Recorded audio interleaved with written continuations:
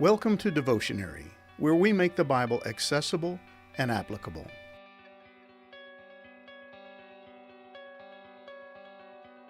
As we continue to unpack this incredible song written by David early in his career and revisited in the closing days of his reign, we can see just how highly David regarded God. In his mind, there were no other gods. Sure, there were idols, but they were nothing, merely statues made with human hands and devoid of any power. But his God was different. His God was real and totally reliable.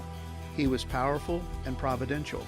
And in spite of God's otherworldly, transcendent nature, David knew him to be intimately involved in every aspect of his life.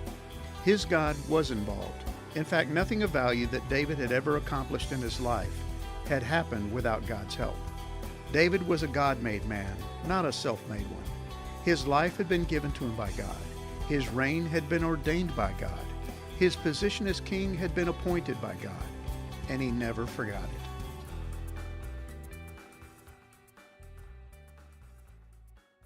Whether we want to admit it or not, we have other gods we worship, and it's always been that way. While some of our national currency still carries the phrase, "one nation under God," it's never said, "one God over the nation." Like every culture and generation before us, we Americans have, and always have had, a predisposition toward idolatry, and the people of Israel were no different. That's why God gave them the Ten Commandments, the first four of which had to deal with man's relationship with God. God prefaced his list of commands with the statement, "I am the Lord your God," Exodus 20, verse 2. He was telling Moses and the people of Israel that he was to be their God, their one and only God. And then he clarified exactly what he meant. "You must not have any other God but me," Exodus 20, verse 3.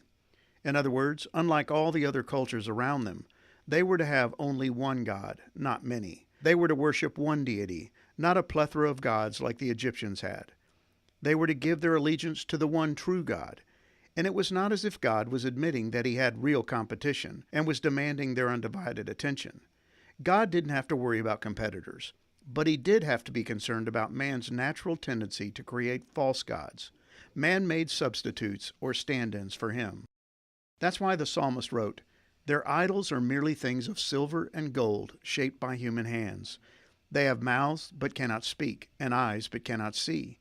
They have ears but cannot hear, and noses but cannot smell. They have hands but cannot feel, and feet but cannot walk, and throats but cannot make a sound. And those who make idols are just like them, as are all who trust in them." Psalm 115, verses 4 through 8. But the fact that these gods are false has never stopped men from placing their hope in them.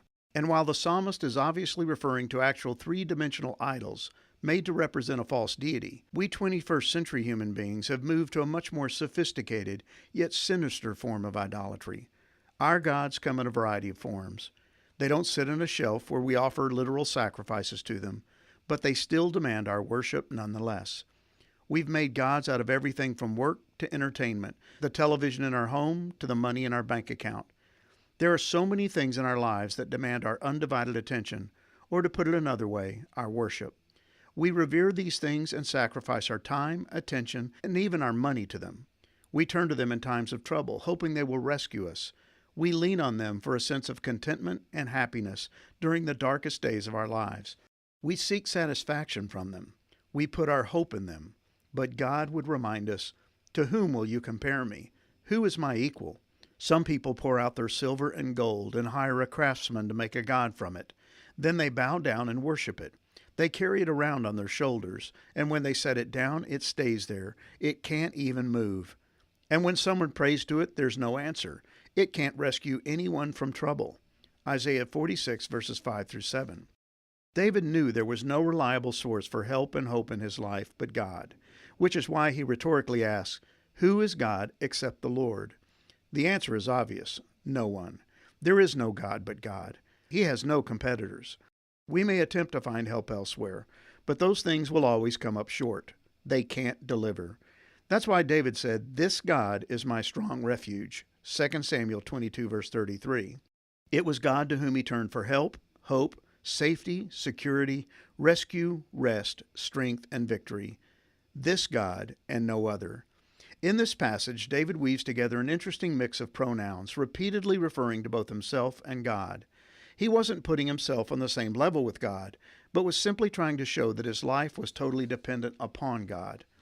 He makes me as sure-footed as a deer, verse 34. He trains my hands for battle, verse 35. You have given me your shield of victory, verse 36. Your help has made me great, verse 36. You have made a wide path for my feet, verse 37. It was God who had done these things for David, and as a result, David was able to say, I chased my enemies and destroyed them, verse 38. I did not stop until they were conquered, verse 38. I consumed them, verse 39. I struck them down, verse 39. I ground them as fine as the dust of the earth, verse 43. David had done his part, but only because God had made it possible. David knew he was not a self-made man. He could take no credit for his victories. He was in no place to brag about his exploits, apart from God's help. Anything he had done of value in his life was attributable to God. God got the glory. God deserved the credit, which is why David was able to say to God, Your help has made me great. 2 Samuel 22, verse 36. He had no problem acknowledging God as the source of all of his victories and the explanation behind any value he had as a person. Without God, David was nothing. Apart from God, David could have done nothing, at least nothing of lasting note or significance. It was as if David was saying, This God has made this man who he is. How easy it is for us to take credit for what God has done. How tempting it is to give credit to someone or something else for what is clearly the work of God in our lives. We're sometimes prone to give more credit to luck than we do to the Lord. We explain our good fortune as fortuitous, when we should be giving God the praise He deserves. Back in Exodus 20, we read the words of God, I, the Lord your God, am a jealous God, who will not tolerate your affection for any other gods. Exodus 20, verse 5. God will not share His glory with anyone or anything. He will not tolerate faithlessness and infidelity among His people, which is why He repeatedly referred to the people of Israel as adulterous. They cheated on Him on a regular basis. They shared their attention and affections with others. They refused to give Him the credit He deserved and the honor His status as God demanded. But we are so often guilty of the same thing. And David provides us with a sobering reminder that this God of ours is worthy of our praise, glory, honor, gratitude, worship, and undivided attention. For who is God except the Lord?